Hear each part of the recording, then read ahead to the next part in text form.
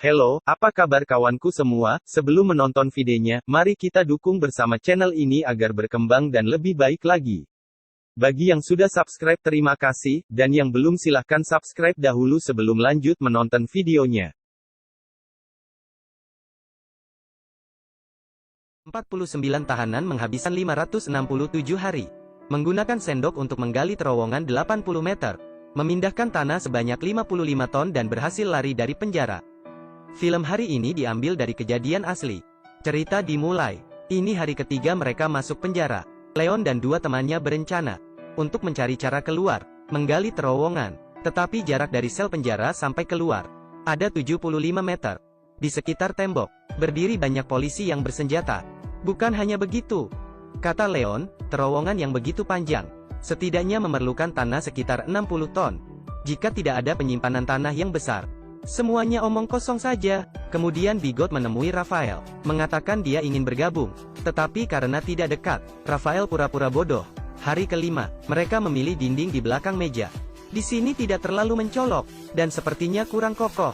Pertama mereka perlu membuat pintu sekitar 70 cm, yang terbuat dari lumpur, agar tidak ketahuan. Tetapi mereka tidak ada peralatan, juga tidak ada bahan. Kemudian seorang temannya mengeluarkan obeng dari sebuah gitar. Mereka langsung memutuskan, mulai dari atap sel sebelah, membuat lubang dinding yang besarnya sama.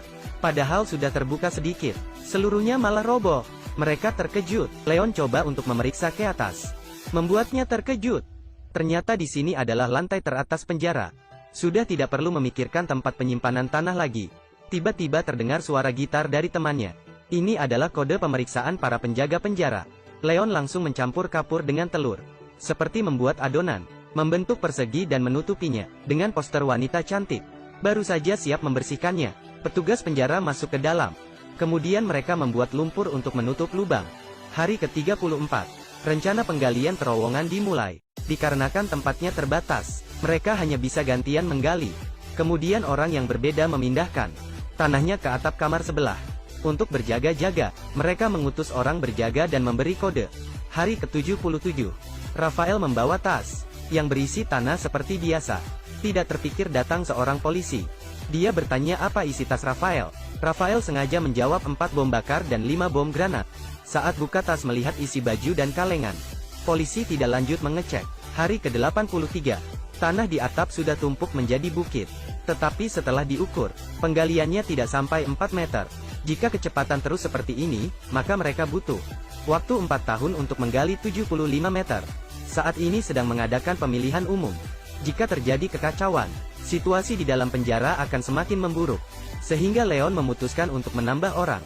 Setelah analisis, mereka seleksi lebih dari 100 tahanan, dan memilih belasan tahanan yang bisa dipercaya dan berkemampuan. Karena tim pelarian ini semakin besar, mereka membuat jadwal yang ketat. Setiap hari harus menggali 100 kg. Sehari 4 shift dan setiap shift 2 jam. Setiap kali selesai bekerja harus membersih seluruh tubuhnya. Tidak boleh menunjukkan kelelahan. Selain itu, mereka harus tahu waktu penggantian shift setiap polisi, dan kebiasaan patrolinya. Untuk mengurangi risiko, mereka melubangi plafon di setiap kamar, untuk mempercepat penyampaian tanah dan informasi.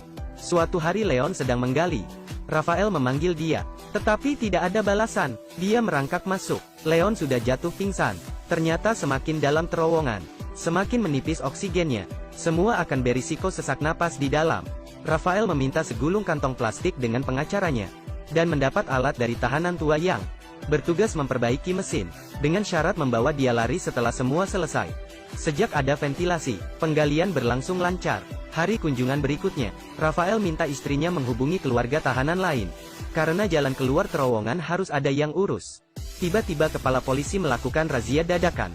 Meskipun kabar razia ini cepat tersampaikan, tetapi karena terowongan ini sudah panjang, mereka tidak bisa kembali dengan cepat. Melihat polisi hampir tiba lantai atas, Rafael hanya bisa mengajak tim pelarian untuk menghalangnya. Memanfaatkan kekacauannya, orang yang menggali akhirnya selesai menutupi lubang. Tetapi konsekuensi dari kerusuhan ini berat. Rafael yang memulai dipukuli dan dikurung. Hari ke-413, mereka sudah menggali 50 meter lebih.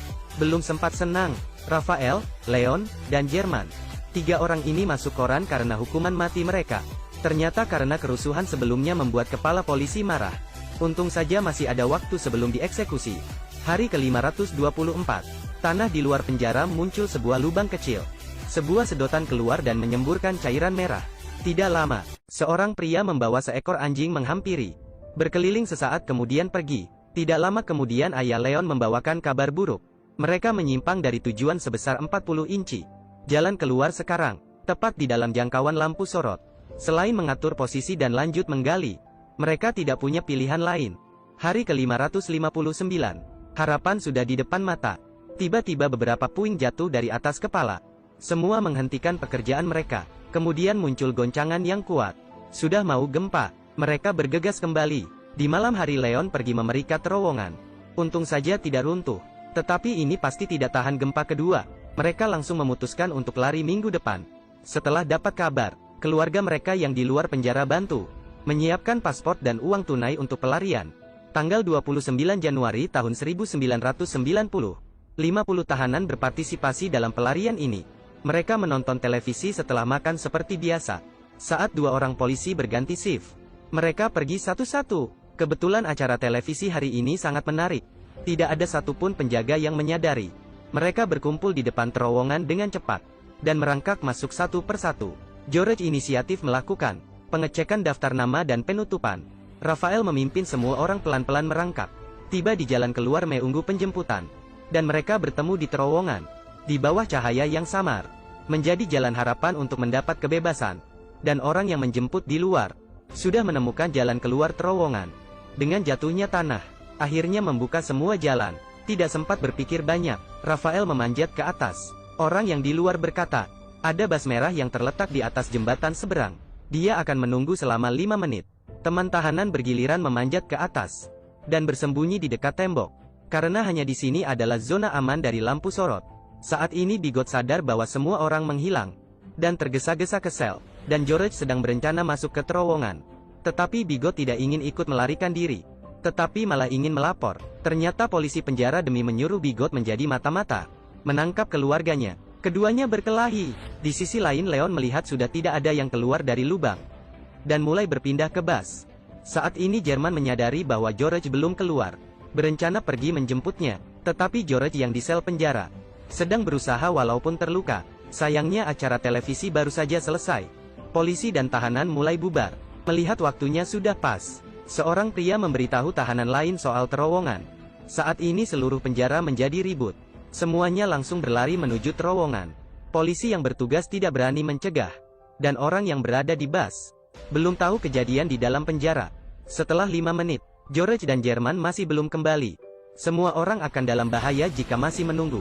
Busnya mulai berjalan pelan. Saat ini terlihat bayangan yang sedang berlari mulai muncul di dalam kegelapan. Itu adalah Jerman. Sayangnya dia tidak menemukan George. Tidak tahu lewat berapa lama, polisi akhirnya sampai. Malam itu ada 49 tahanan yang melarikan diri. Ternyata, mereka bukan penjahat yang paling kejam, tetapi di bawah kediktatoran sekelompok pemberontak yang menganjurkan demokrasi dan kebebasan. Pelarian selama 18 bulan ini menjadi sejarah kejahatan di Chili. Pelarian diri terbesar di penjara dan menggemparkan seluruh masyarakat. Setelah 17 tahun, tahanan lain di penjara dibebaskan. Pelarian yang mengejutkan ini akhirnya ditutup dengan sempurna.